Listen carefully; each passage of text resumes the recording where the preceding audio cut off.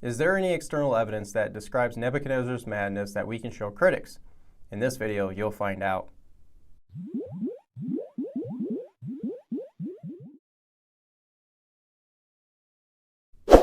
Reminder to hit the subscribe button and turn on the notification bell to stay up to date as new videos come out. And if you're interested in supporting this ministry, just go to justscripture.org and click on the support page. A major objection to the book of Daniel is the account of Nebuchadnezzar's madness in Daniel 4.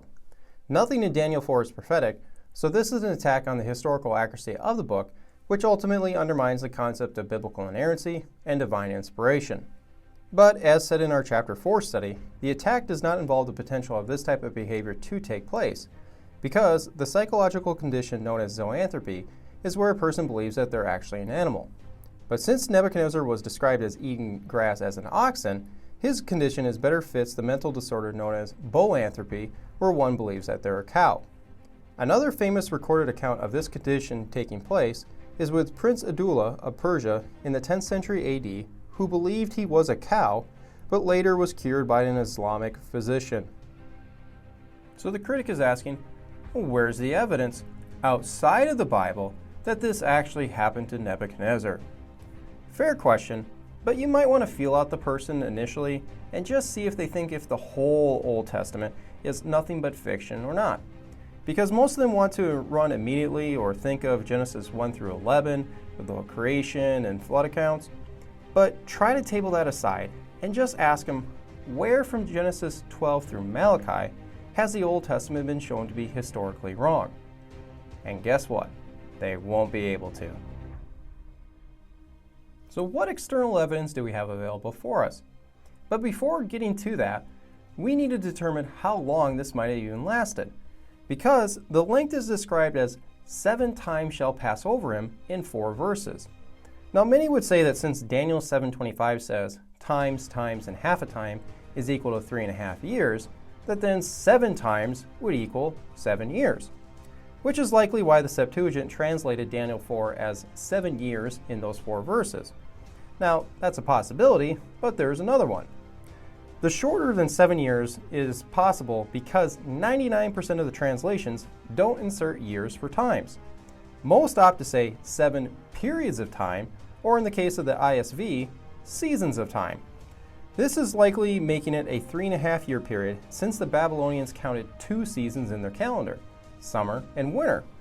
This would be another awesome internal indicator that the account is coming from an eyewitness source, because he is using intricate details of the Babylonians that you wouldn't get unless you were living there. Now, we can eliminate shorter periods of times like days, weeks, and months because Daniel said that Nebuchadnezzar's hair would be as long as eagle's feathers and nails like bird's claws. The extent of this could be up to 22 inches for both.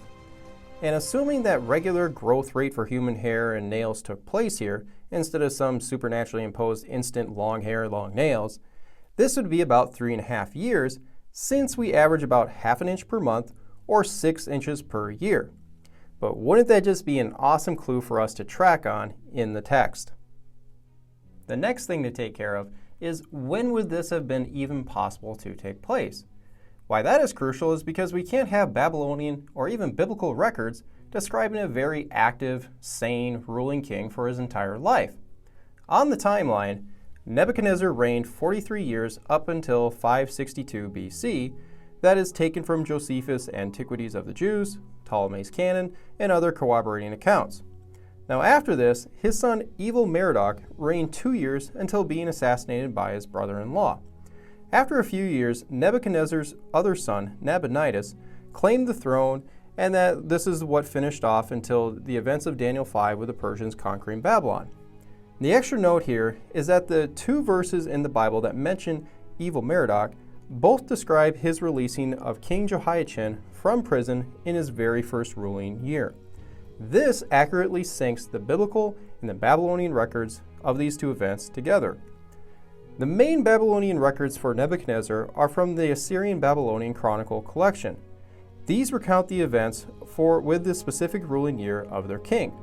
But what we should grab our immediate attention is the 26-year gap that lies in the middle of them. So when zooming in, there's a lot of missing turf on their end about Nebuchadnezzar's reign. But just take a guess how they might fill that void. They use the Bible.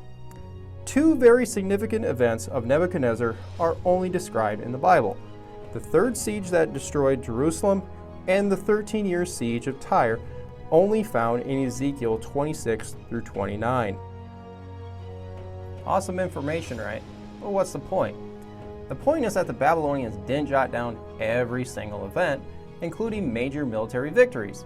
They were much more impressed with their grand building projects than their beatdowns on foreign nations. This is reflected in Daniel 4 and backed up by Nebuchadnezzar's own account. The most famous existing construction of his are the Ishtar Gates that are currently held in the Pergamum Museum in Berlin. And you know what? Just take a look at the height compared to those people standing on the floor. And here's a reconstructed model of his palace. And found on one of the reliefs is an inscription from Nebuchadnezzar himself that has him describing his famous gates with Nebuchadnezzar, king of Babylon, the pious prince, appointed by the will of Marduk, the highest priestly prince, beloved of Nabu. Remember, at this point, he should have been remembering his dream from Daniel 2 that Yahweh was the one who elevated him to such power and might. Now he goes on in this inscription praising himself with a bunch of I statements that he is the one who accomplished all of this. At this point, Nebuchadnezzar has already received multiple lessons that Yahweh should be seen as the supreme God. And Daniel told him to lower his pride and show mercy to the poor, or else the decree from heaven was going to take place. But obviously he didn't listen. He just went right back to acting arrogant about everything that he has accomplished. And he even said in that same inscription that Marduk is the Lord of the gods. So here's your full recipe for disaster after the God of Israel has already smacked you in the face twice with supernatural displays. But how does that play into this whole madness narrative? Well, the Ishtar Gates and the Babylonian walls are said to be constructed in 575 BC. So you still have the siege of Tyre going on here, and we know that eventually he defeats the Egyptians as well after this. But what do you see after Egypt?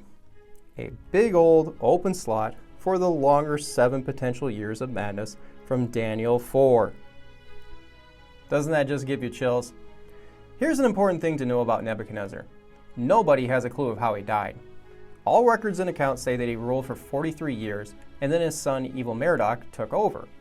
It's an odd thing that the Babylonian records talk about how all the rest of the rulers died, but currently there is nothing attesting to how Nebuchadnezzar went. Maybe they didn't want to write down about how their greatest king died after becoming a servant of the Most High God of Israel. Who knows, but we'll know for sure one day. That's still not evidence. Hey, settle down. I'm just pointing out that the history of events jive perfectly well with the Bible and allow for this to happen. So, we have Nebuchadnezzar acting like a cow, but where's the outside evidence that supports this phase in his life?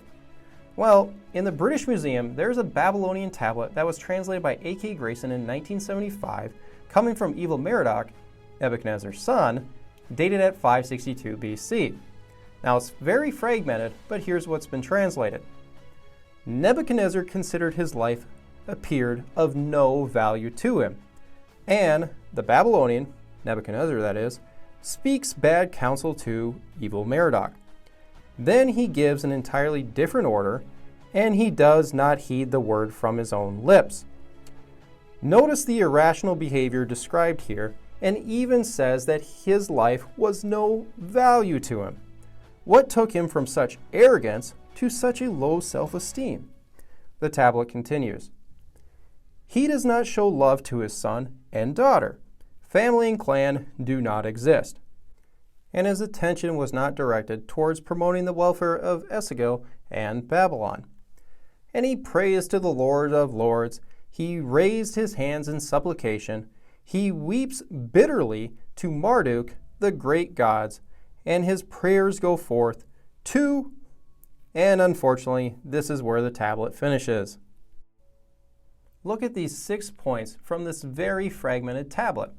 His life was of no value. He gives bad advice. He's constantly changing his mind. He has no love towards his family. He has no concern for his kingdom and is weeping sorrowfully towards the gods. So it sounds like he's having more than just a bad week here. This description is a complete 180 of every other inscription of him, bragging about his wealth, his power, his building constructions, his gods, you name it. But that doesn't directly say that he went crazy and ate grass like a cow, does it? So here's a couple ancient historians that recount this phase. But yes, the first one does come from a Christian historian, but he's referencing back to 3rd and 4th century BC Greek historians. Eusebius of Caesarea says, "All this is in accordance with what is said in the Hebrew Scriptures. The book of Daniel tells how and in what way Nebuchadnezzar was afflicted in his mind. The Greek historians and the Chaldeans turn his suffering to good account by calling the madness a god who entered into him, or some demon which came to him." Now this might sound odd to us, but mental disease in the ancient world was seen as a sign of the gods interacting with people. If you've seen the movie 300 and remember the Oracle at Delphi who was just all hopped up on gas fumes, then you would have noticed that the temple priest just saw it as that she was receiving insight from the gods.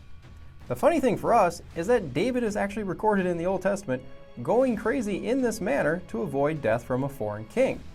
1 Samuel 21 says, "David took these words to heart and was very much afraid of Achish, king of Gath.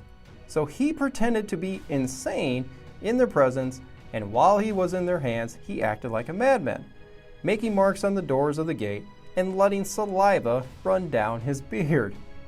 He did this so that the king of Gath wouldn't kill him, because David knew that the foreign king would have seen this as he was being possessed by a god and shouldn't be messed with." Eusebius finishes saying, "But this is not surprising, because it is their custom to attribute all such occurrences to a god and to call the demons gods." All this is related by Abydenus. Abydenus was a Greek historian whose main work was the history of the Chaldeans and the Assyrians, which has only survived today in Eusebius's writings. He quotes him saying, "I found also the following statements concerning Nebuchadnezzar in the work of Abydenus concerning the Assyrians." Now, Megasthenes says that Nebuchadnezzar was braver than Hercules and made an expedition against Libya and Iberia, and having subdued them, settled a part of their inhabitants on the right shore of Pontus. And afterwards, the Chaldeans say, he went up to his palace, and being possessed by some god or another, uttered the following speech. Now notice here that he is spoken as being possessed by some god, so his actions and demeanor were not of his usual nature. Now Megasthenes quotes Nebuchadnezzar saying, "O men of Babylon, I, Nebuchadnezzar, here foretell you the coming calamity, which neither Belus my ancestor nor Queen Beltis are able to persuade the fates to avert." He says Nebuchadnezzar went on describing a coming Persian takeover, but Abydenus finishes Eusebius's citation by saying that he, after uttering this prediction, had immediately disappeared, and his son Evil-Merodach became king. So internally we see that the biblical account holds up, and externally there are records and historians that describe Nebuchadnezzar's mental switch for an extended period of time. Now, is there going to be a Babylonian record that gets discovered someday that describes him eating grass like a cow? Probably not. But we need to remember that in the ancient world, they're not going to describe their kings in a derogatory manner because they saw them as divine people being possessed by the gods. But there is one record from antiquity that does actually slam their rulers, and that is the Bible, which then really makes it the most honest, transparent, and historically accurate book from antiquity. Reminder, hit the subscribe button, turn on the notification bell, hit the like button, and leave a comment. And don't forget to visit us at justscripture.org. And in the meantime, stay salty.